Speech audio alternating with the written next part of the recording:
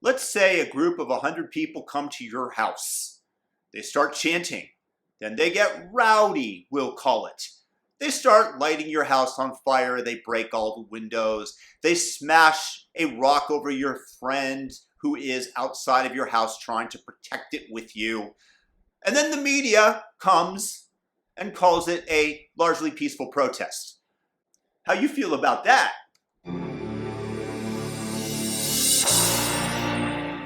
You see, this event just occurred.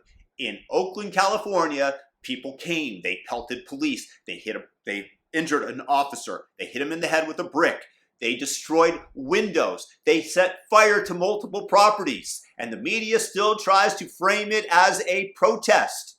These words are being used judiciously, intentionally.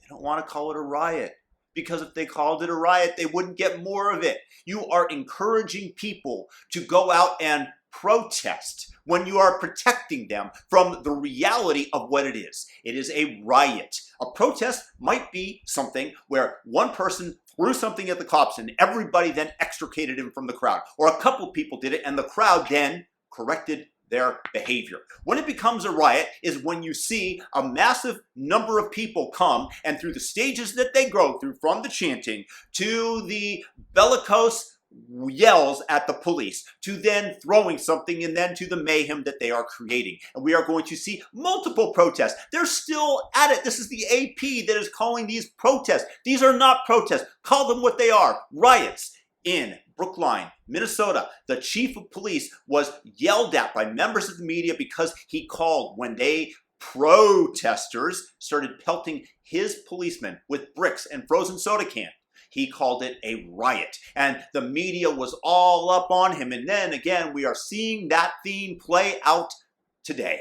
It continues. Once again, the media is going to drive the riots. They're giving cover for the riots by continuing to call them protests. And this is the framing, once again, that they are doing, and it's completely intentional because it gives them more news. If you do not condition people not to go out by saying that these things are riots, by almost tacitly giving the approval of the media to go out and do this for what? For the destruction of America?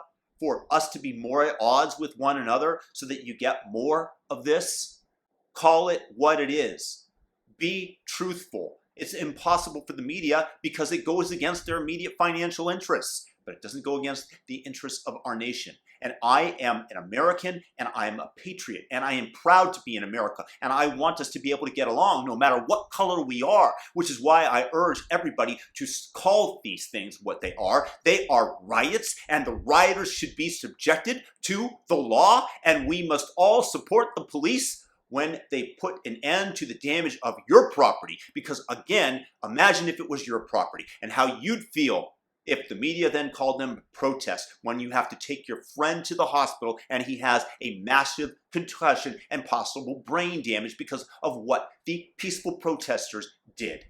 The media needs to stop this, and we need to be aware of this. So share this video with your friends so that they know the reality. The more people that can hear a message like this, the saner our country might become. I'm trying to readjust us towards the center because we are tilting hard left, and it's being done intentionally by the media because the more it tilts one way or the other, the more money that they make. It also happens that it falls within their ideological framework, which is why they are promoting these peaceful protests, which are riots.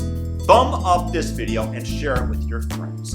Peace and blessings. If you're new, subscribe, notification bell, but all notifications. Otherwise, YouTube ain't gonna notify you of jack. Peace out.